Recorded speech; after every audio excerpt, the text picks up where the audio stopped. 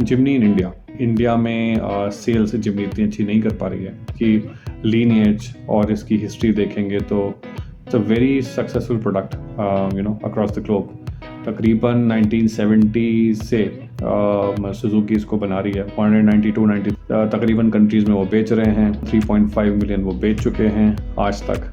And अगर आप देखेंगे in Malaysia, in Indonesia, in Australia, in new Zealand, in England and in few countries of Europe कि बहुत ही एक तरीके से कल्ट मानी जाती है जो उसका 3 डोर वर्जन था। तो फिर ऐसा क्या हो रहा है इंडिया में कि यहाँ ये मार्केट नहीं पकड़ पा रही है। तो मुझे एक रीज़न तो उसका ये लगता है कि थोड़ी मेंटालिटी वही है कि एक टशन होना चाहिए।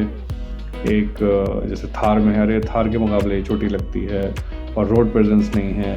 तो आई थिंक एक तो वो पैरामीटर है कि इसका रोड प्रेजेंस है, विजुअल अपील है उतनी इंटरेस्टिंग, उतनी ज़्यादा अपीलिंग लोगों को नहीं लगती। एक तो मार्केट मेरे ख्याल से इसका वहाँ टूटा। सेकंड, थोड़ी सी प्राइसिंग पे मेरे ख्याल से मारुति यहाँ पे चुका, ज़्यादा नहीं बट आई थिंक वो जैसा उनकी स्ट्रैटेजी है कि वो क्वांटिटी पे खेलते हैं, उनको यही स्ट्रैटेजी मेरे ख्याल से रखनी चाहिए थी। इस प्रोडक्ट को वो अगर 2 लाख अप्रॉक्स अगर नीचे लॉन्च करते तो आई थिंक रिलेटिवली ज़्यादा नंबर से जिमनी निकाल पाती। एंड सोने पे सुहागा उन्होंने और अपने पैरों पे कुल्हाड़ी मार ली कि उन्होंने थंडर एडिशन लॉन्च कर लिया। आप तकरीबन 2.5-3 लाख सस्ती दे रहे हो सेम गाड़ी।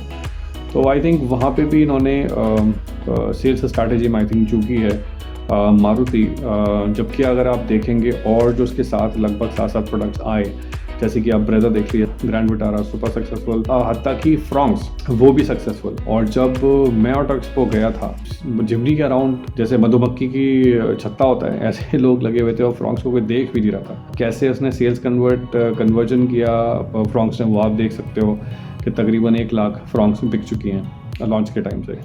और जिमनी बिल्कुल मार्केट नहीं पकड़ पाई। तो आई थिंक ये 2 रीज़न मुझे बहुत बड़े लगते हैं। मेरे पर्सपेक्टिव से बहुत ही अमेजिंग गाड़ी है। सिर्फ आपका मकसद शोशेबाजी नहीं है और आप एक्चुअल ऑफ रोडिंग या कैपेबिलिटी पर्पस से देख रहे हो तो ये कहीं भी थार से कम नहीं है। थार में सबसे बड़ा इशू वही है कि एक तो लगेज स्पेस नहीं, 3 डोर, ये 5 डोर है। ऑब्वियसली प्रैक्टिकलिटी बहुत ज़्यादा बढ़ जाती है। थार में आप पीछे बैठना एक पूरा अपने आप में एक जद्दोजहद है, तो काफ़ी क्लॉस्ट्रोफोबिक फील होती है पीछे। लेकिन उसका पर्पस अलग है। खैर फ्यूल एफिशिएंसी वाइज भी आप देखेंगे तो थार से कहीं बेटर, कैपेबिलिटी वाइज कहीं भी कम नहीं। ऐसा कल्ट है पूरी दुनिया में। सुजुकी की कार्स में आई थिंक अगर किसी गाड़ी की इतनी इज्जत है तो आई थिंक वो जिमनी है। तो आई थिंक कुछ स्ट्रैटेजी चेंज मेरे ख्याल से मारुति को करनी पड़ेगी। मल्टीपल मार्केट्स में ग्लोबली लॉन्च कर दिया तो उनको वहाँ से तो नंबर्स मिल ही जाएंगे। तो उन्होंने एक्सपोर्ट स्टार्ट उनको करना ही था, वो कर ही रहे हैं। पहले भी वही बना रहे थे, हमारे गुड़गांव में बनती थी लेकिन इंडिया में बिकती नहीं थी जिप्सी के बाद। कि Australia, New Zealand, south Africa, Indonesia, I think Europe में, यूके में आई थिंक नॉर्म्स की वजह से आई थिंक वहाँ ये नहीं बेच पाएंगे। बट बाकी सारे मार्केट्स में तो आई थिंक ये बेच ही पाएंगे। प्रोडक्ट वाइज मेरे हिसाब से बहुत अमेजिंग प्रोडक्ट है, बहुत प्रैक्टिकल प्रोडक्ट है। ये प्राइमरी कार बन सकती है but Thar I doubt it, 3 door होने की वजह से।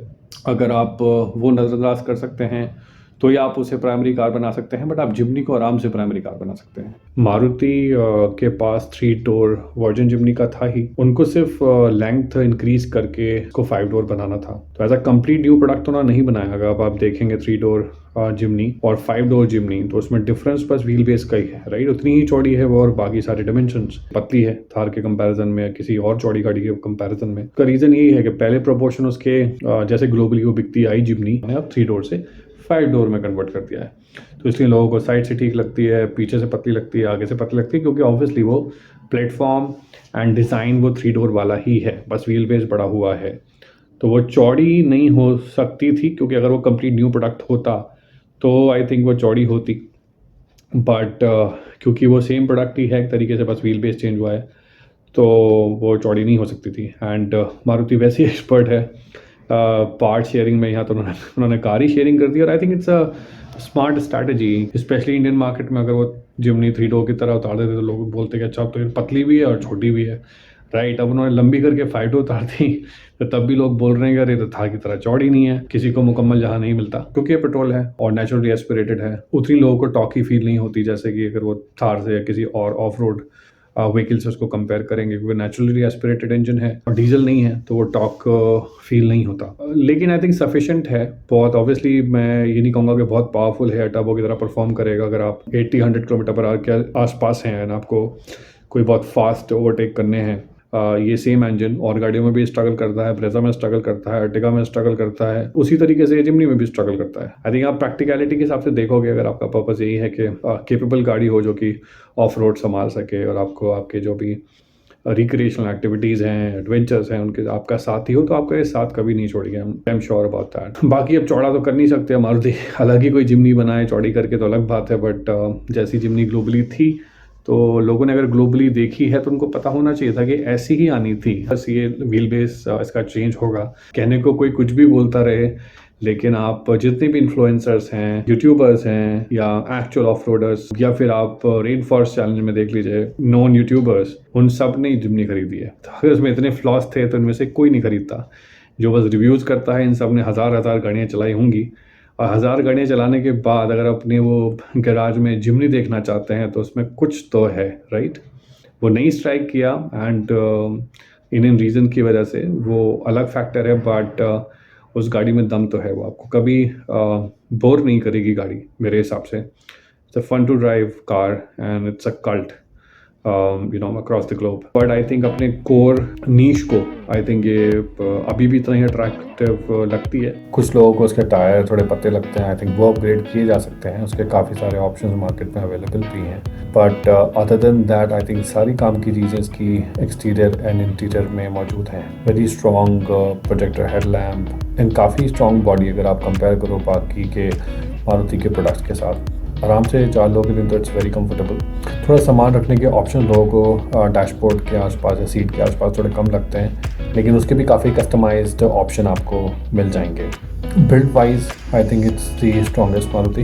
It's a body on frame structure, जिसका मतलब ये है कि आपका चैसी के ऊपर पूरी गाड़ी की बॉडी रखी होती है। ये स्ट्रक्चर आपको प्रॉपर टिपिकल एसयूवीज में ही देखने को मिलता है। एंड मेरे हिसाब से overall it's a very good looking car. जितना मैंने देखा है रोड्स पे कि अगर जिमनी गुजर रही होती है तो इसको लोग नोटिस तो 100% करते हैं, चाहे उनको अच्छी लगे या बुरी, हमसे पूछना पड़ेगा, लेकिन नोटिस तो फॉर श्योर वो करते हैं। आई थिंक फ्रंट से साइड से इसकी अपील काफ़ी अच्छी लगती है। हाँ, थोड़ा सा इसका रियर में थोड़ी ये पतली लगती है। अच्छा, ये 80 किलोमीटर पर आवर के बाद इसका इंजन थोड़ा ज़्यादा साउंड करता है, क्योंकि नेचुरली एस्पिरेटेड इंजन है तो उसको थोड़ा रेफ होना पड़ता है ऊपर। लेकिन कुछ लोग बोलते हैं कि ये कोई डीमेरिट है, बट मुझे एक्चुअली ये मेरिट लगता है, क्योंकि उससे आप एंगेज होते हो गाड़ी से एंड वो अमेजिंग साउंड करता है इसका engine after 80 kilometres per hour. हमसे अगर आपके कुछ क्वेश्चंस हैं या कमेंट्स हैं जिमनी के बारे में तो प्लीज़ बताइएगा, और किसी और गाड़ी के बारे में आगे मिलते हैं। Thank you so much, bye.